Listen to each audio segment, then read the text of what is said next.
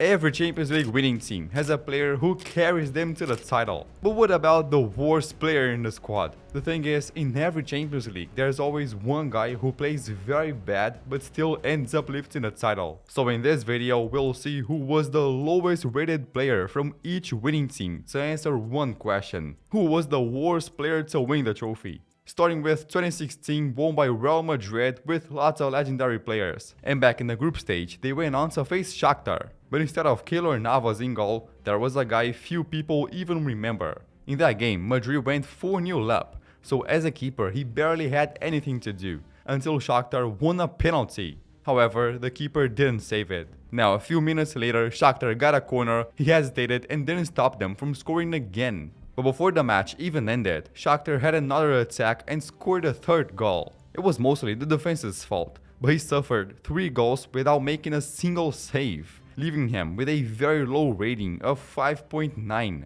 His name was Kiko Casilla, who is considered by Marca one of the biggest transfer flops in Real Madrid history. Even so, Zidane would give him another chance against Malmo, where this time he managed to make a save. But after that, Keylor Navas returned, and Casilla had no chance of taking his spot, leaving him on the bench. So combining both of his ratings, he ended up finishing as the lowest rated player in the squad, 6.6. But he is still very good compared to others we'll see in this video. We're gonna make a ranking to find out who will finish as the lowest rated player. Now in 2017, Real Madrid won again, but one guy played much worse. In the group stage, Madrid went to face Legia Warsaw from Poland. But Marcelo wasn't fit to play, so in his place there was a left back who always had injury problems, Fabio Coentrão. So when he was put as a starter, that was his chance to shine, but it was a disaster. He committed 4 fouls, was dribbled past twice, only made 1 cross and didn't win a single ground duel for the ball. So after 77 minutes played, he was subbed off.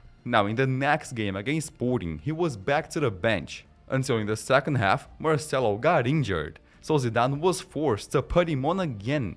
But right after coming in, he touched the ball with his hand inside the box, giving Sporting a penalty to equalize. What a start.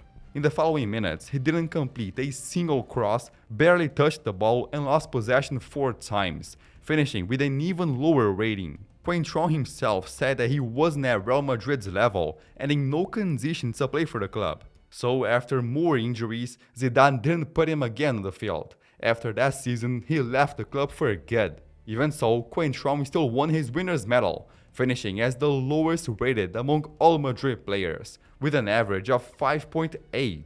But will he finish as the worst rated player? Let's find out by moving to the next season, that was won by Real Madrid again. And back in the quarterfinals, they defeated Juventus 3-0 in the first leg.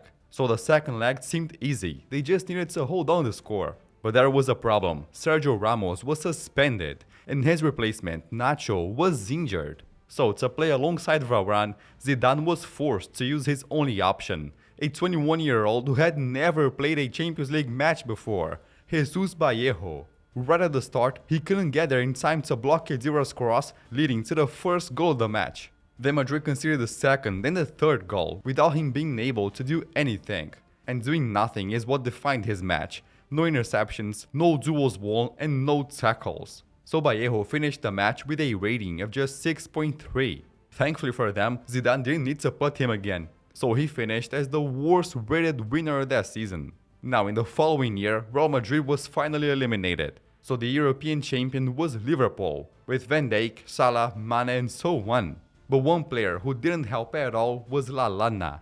In the group stage match, he came on from the bench in the 68th minute, but it was a performance to forget. Playing as a winger, he missed the only cross he attempted, lost possession 4 times, and even missed a 1-on-1 chance with the keeper. His best moment in the match was suffering a foul, finishing with a rating of 6. But Klopp would still give him another chance, against the same opponent, and this time as a starter. But in just 5 minutes, he missed a pass and right after that committed a foul. Then soon after, he fell while trying to win the ball, committed another foul, lost possession, and before halftime went in too hard and received a yellow card.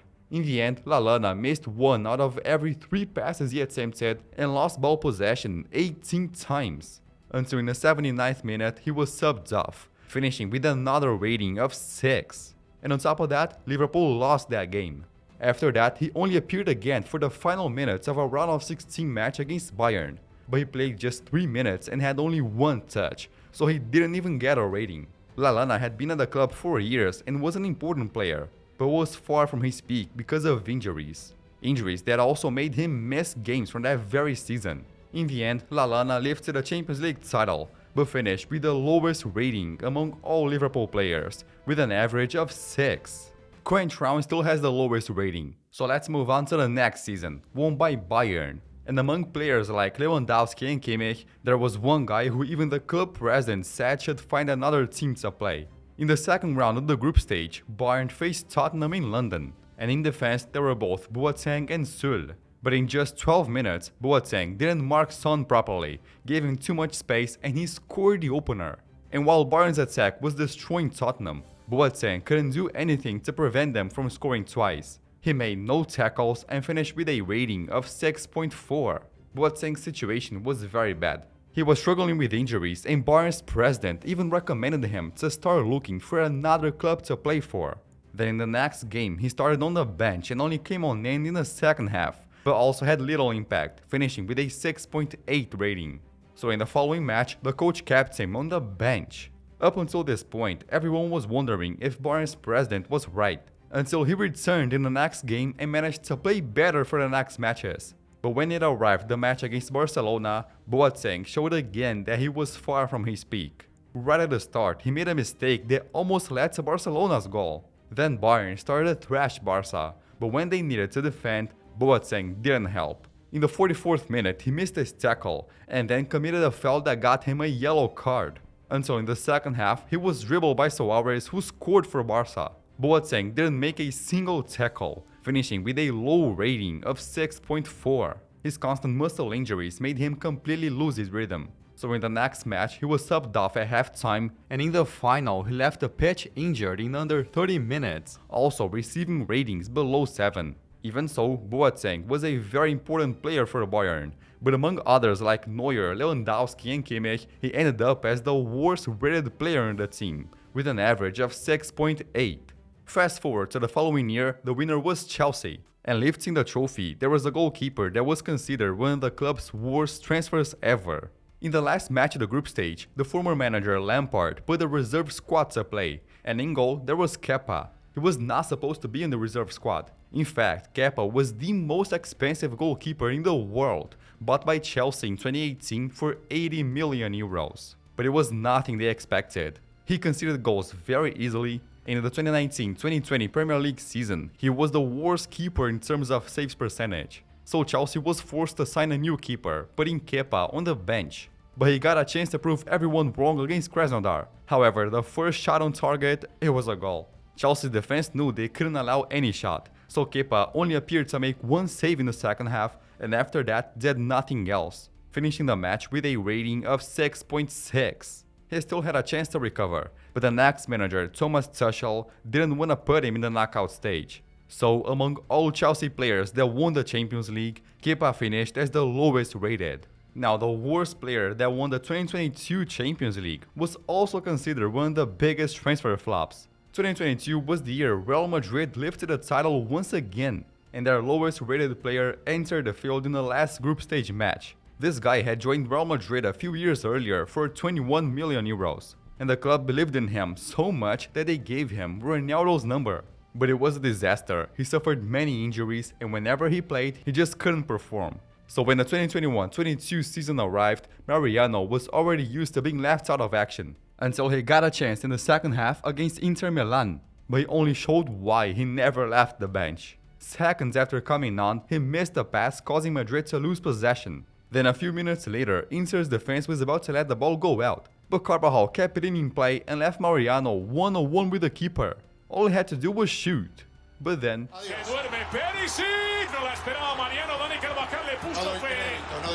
If Mariano wanted to prove he deserved more chances, he did the opposite. Out of 3 times he touched the ball, he lost possession twice. He also didn't take a single shot and finished the match with a rating of 6. On top of that, Mariano was injured for the next match. But even when he was fit to play, he was only left on a bench. So he won the Champions League with the lowest rating in the entire Real Madrid squad. Just to give you an idea, Mariano has 12 goals and 10 titles with Real Madrid. Now he's tied with Lallana. But talking about transfer flops, we arrive in 2023, won by Man City. And lifting the trophy with them was a player who made Guardiola regret signing him, Kalvin Phillips. He had been bought in that transfer window for 49 million euros. He was considered one of the most promising defensive midfielders of his generation.